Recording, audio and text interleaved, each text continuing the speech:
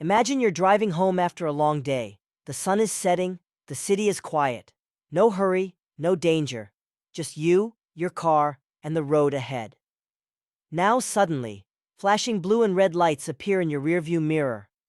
Your calm evening turns into a tense moment, where respect, fear, and power collide. What started as a simple traffic stop becomes a life-changing test. This is the story of Eric Porter. And what happened to him that night isn't just about one traffic stop. It's about something much bigger. Stay with me. The sun dipped low over Sacramento, painting the sky with gold and orange streaks. Eric Porter, dressed in his work suit, was driving home from the office. The day was long, but the traffic was light. He slowed at a yellow light, then a red, taking it easy. Just a regular evening, nothing unusual. But behind him, almost unnoticed at first, a police cruiser began to follow. No flashing lights, just quietly tailing him. Then the sirens screamed. The red and blue lights exploded behind Eric, cutting through the calm. Eric pulled over to the curb, hands steady on the wheel. The officer approached quickly, his face serious, eyes sharp. "License and registration," he said sharply. No greeting, no smile, just demands. Eric handed over his documents without a word, trying to stay calm. But the questions started. Where was he coming from? Why was he in this neighborhood? The tone wasn't polite. It wasn't professional. It was suspicious. This wasn't about traffic laws anymore. It was about assumptions.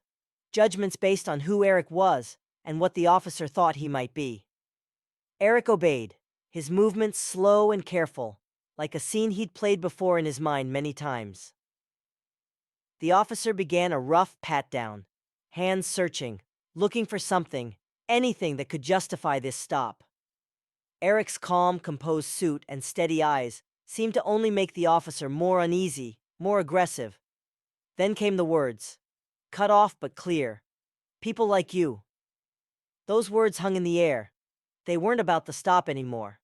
They were about something deeper, older, and much darker. The silence between the two men was heavy. The officer's confidence met Eric's calm resistance. Eric knew the stakes. This was a test of power, control, and dignity. But Eric held a secret the officer didn't know. Slowly, deliberately, Eric reached into his pocket. The officer's hand twitched toward his holster, tension rising. Then Eric spoke quietly, but clearly. "I'm reaching for my badge." Eric pulling out his badge, shiny metal reflecting the fading light. The badge read, Head of Internal Affairs, Sacramento Police Department. The officer's confident stare cracked, replaced by shock, and then uncertainty. Eric stepped closer, voice calm, but firm. He explained his role, watching over officers, making sure justice is done, even in moments like this. Now the power shifted. The officer's voice lost its edge. The words slowed. The posture softened. Eric told him clearly, everything that happened tonight would be documented. Every word, every moment. This wasn't just about Eric's night. It was about accountability. When Eric drove away, the city lights reflected on his windshield like pieces of a broken story, a story too many people live without protection. Eric walked away unharmed, shielded by his badge. But what about the thousands who don't have that? This story isn't just about a traffic stop, it's a reminder. Power without accountability is dangerous. Respect shouldn't depend on who's holding the badge, and every routine stop could change a life forever. So here's the question we all need to ask.